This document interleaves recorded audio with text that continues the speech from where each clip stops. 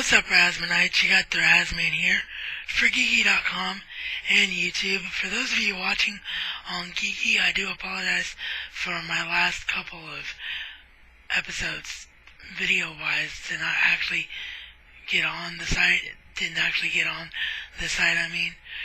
It's because I didn't have a video card for a couple of days, and by the time I would have uploaded those episodes, they would have been old. Anyway, as you can see by what's in my hand, today it is time to do the review for MLB 12 The Show for PlayStation 3 and Vita. This, of course, is the PlayStation 3 version. Today, on the Razman's Reality.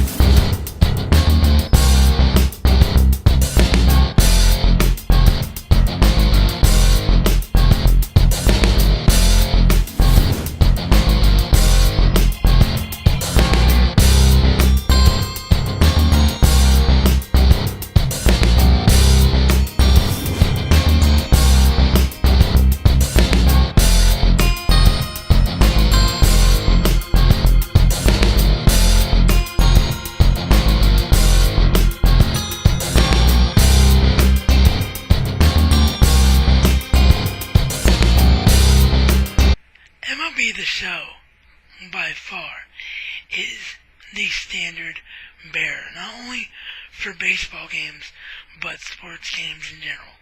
As the cover itself says, it is the #1 rated sports game for the last 4 years running, and for very, very good reason. It is the most realistic sports simulation game ever in a long, long time. Some people want to make a case, and a very good case, I must admit, for MVP Baseball that was made by EA before 2K got stupid and bought out their contract. That was a very good baseball game. But without that baseball game on the market the last few years, the show has ran away with the competition tenfold. So the question this year becomes, did the makers of the show get lazy and get complacent because they know how good their game is, or did they actually make it worth buying? And I'm thrilled to say that it is the latter. The show was really keen on bringing even more realism to the most realistic baseball and sports simulation period on the market today. So much so that their development team went and did research on the physics of baseball and how a baseball is supposed to move. So now, when the ball comes off the bat, you actually see it take different hops and different movement depending on where it comes off the bat and whether or not you got the bat centered on the ball or not. And because of this, you see animations that you never saw before, such as players jumping to avoid contact with the ball, or even jumping to avoid getting tagged because a player has the ball in his hand. They also use the same research animation-wise and use the same level of researching in general to apply it to collision techniques and running techniques. So running looks more fluid than it ever has. You see dirt flying up off the player's spikes, and when there's a collision between outfielders, you will see it full on and full bore. It also really shows up when a player hits a wall on the warning track,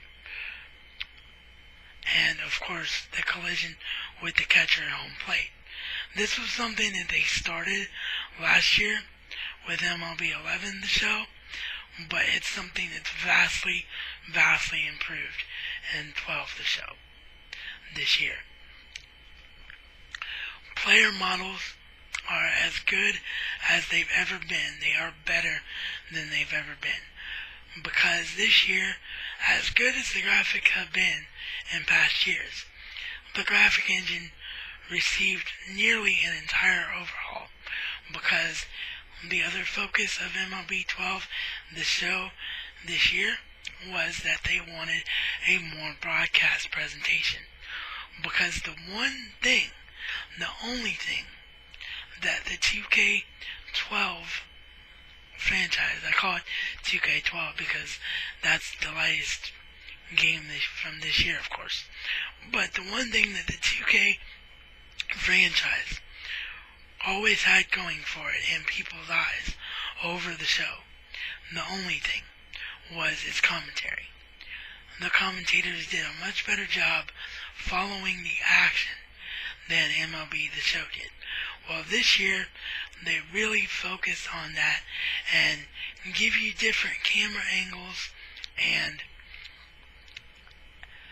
also really improve the commentary, so it really does feel like you're watching a game. If you're in franchise mode, they will pay attention to statistics of guys, how many stolen bases they've gotten on the year, how many home runs they've gotten on the year, etc., and they will follow a play and talk about whether or not a guy got the bat flush on the ball, whether or not his hips follow through, all the little subtle things that really make it feel like it is a more realistic baseball game.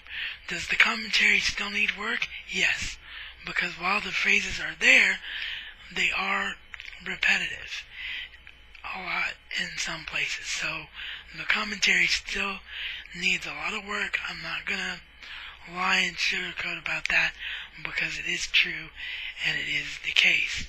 But is it vastly improved, and will owners of the show absolutely knows the difference when they pop in the full version of this year's game? Absolutely.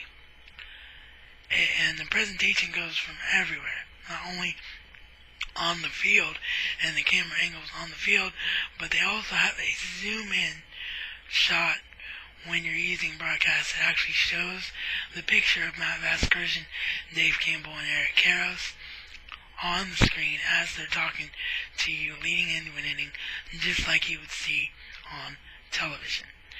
The only thing they could do, and hopefully this is something that they are working on, the only thing they could do to make it better, other than really following the action and maybe, just get them recording actual games and then figure out how to make it work with actually following the action on screen. I don't know how they do it, but maybe if 2K loses its contract this year, which it should, because the game just hasn't been good. I mean, there's a reason that I went out and bought a PS3 just to play this game, because of how terrible the 2K baseball games were. But the point was, relating to commentary, maybe some of those people lose their jobs, some of those people can go to work for San Diego studios, I don't know. But really, with the improvements that they made this year, if they can just get a little better at it and do what I've wanted all sports games to do, and none of them do, and I don't understand why, is if you're going to have this broadcast feature and do so much to make it look like you're watching real baseball or any real sport, then between innings, while players are going off the field, there's no reason why you couldn't have, or even to replace shots like the one I just talked about, where instead of just generic pictures on screen, you can have the announcers shown in the booth. And, do pre-post pre- and post-game show, instead of just showing highlights, actually have the announcers talk about what they saw on the field and then go to the highlights. Something subtle like that I think would be great. But the broadcast presentation definitely does pay off in spades this year and does make it the best the game has been in a long time. And so much so, in fact, that one of the things that I've found this year is because not only did the ball physics change the way batting and player animation is done, but it also changed the way that pitching is done in the game, because with the ball physics there and the ball moving the way it's supposed to move, it actually made pitches increase in speed so much like real life that it's really hard to time and really hard to get a good hit.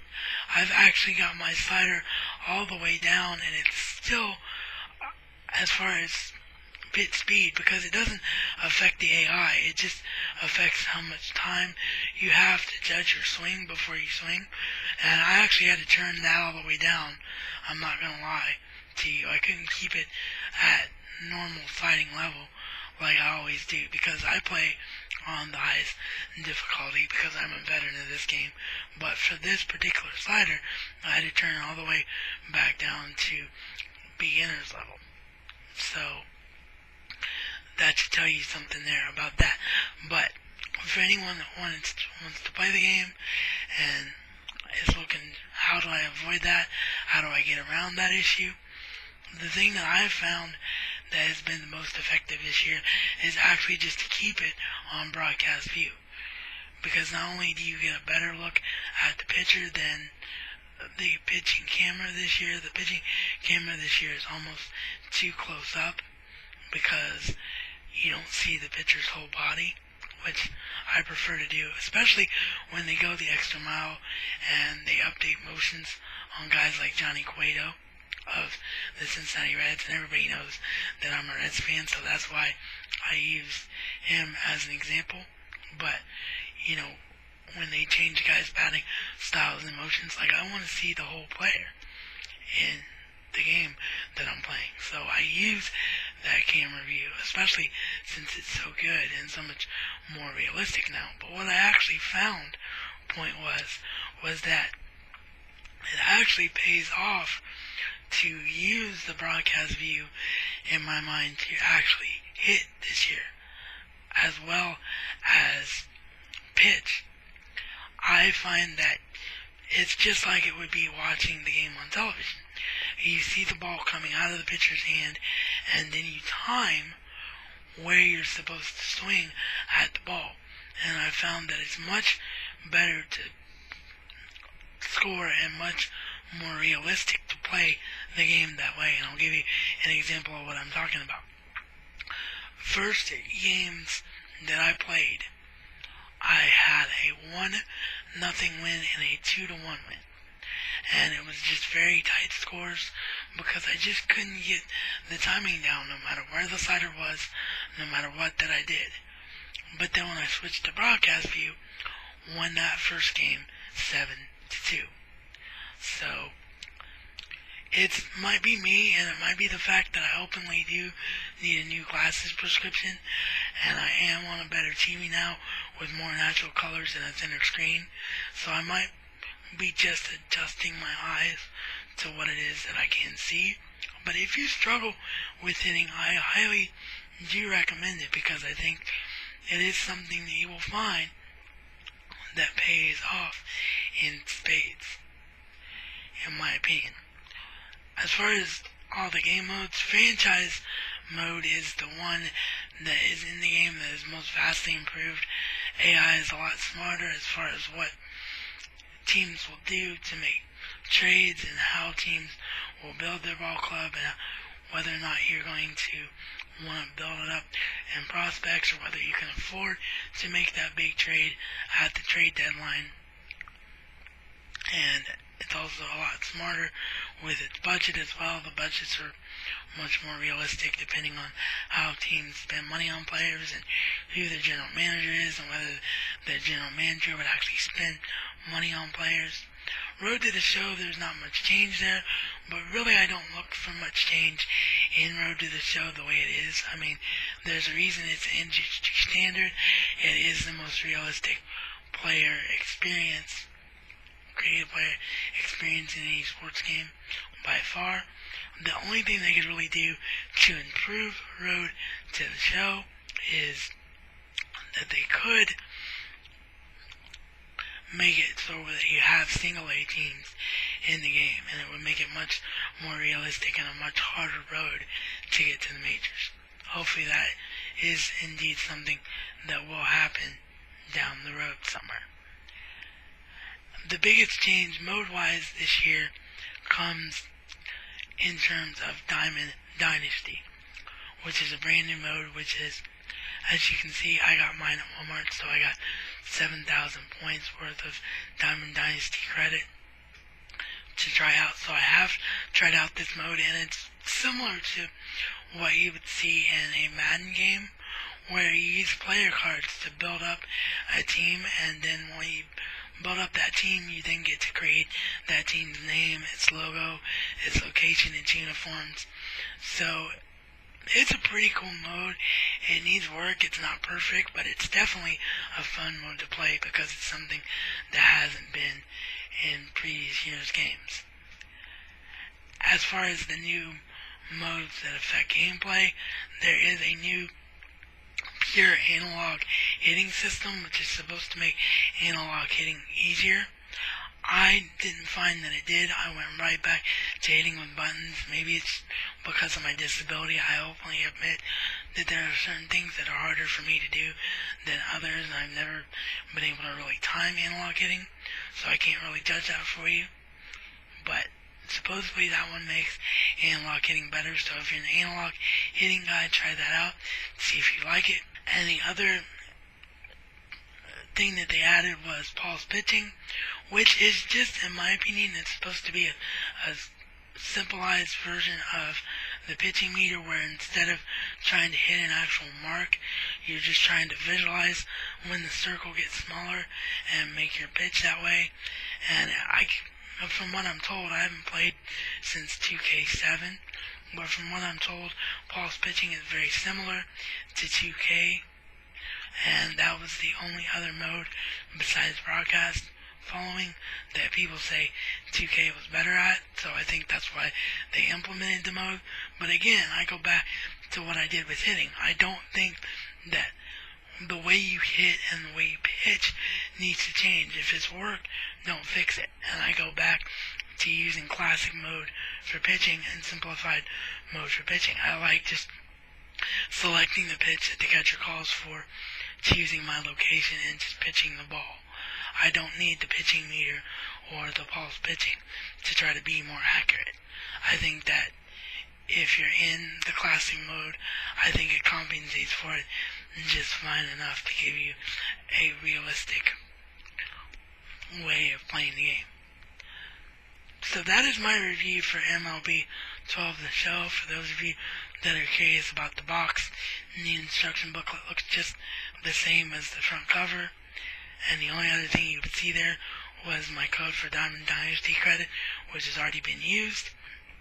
And there is no artwork underneath the case, unfortunately, like there was for MLB 11. The show that would have been a nice touch, but I will show you the back here real quick. Here is the back. So yeah, there you go. There is MLB 12 The Show for the PlayStation 3. I highly recommend this game if you're a fan of baseball games. I still believe it to be the standard, although I haven't played the 2K12 demo, so when I play that, I might do a small review on that, because one of my good friends who's a big sports fan, whose opinions I trust, say it actually is a far better game this year, but graphically, I didn't see any changes, so I don't see my mind being changed, and even if it was, I would wait until it goes way down in price, because I'm not going to buy 2 baseball games a year and spend $60 on both of them, or more appropriately, because this was a gift from my cousin. I asked someone gift-wise to spend $60 on two games of the same sport. I'm just not going to do that. I don't have the PlayStation Vita yet, so obviously I can't speak on that version, but the PS3 version is better than it has been in many years. Can't recommend this game enough. I give it 4.5 out of 5 stars. There's still small things they could do to make it a better game, but overall, it's still the best game on the market today, in my opinion. And for those that are curious, I did get this on day one, release March 6th. I just took a few days to play every mode before I review it, because what's the point in talking about modes if you haven't even tried them or played them? This is reality according to the Razman. And Razman's style is not just a catchphrase, but a way of life.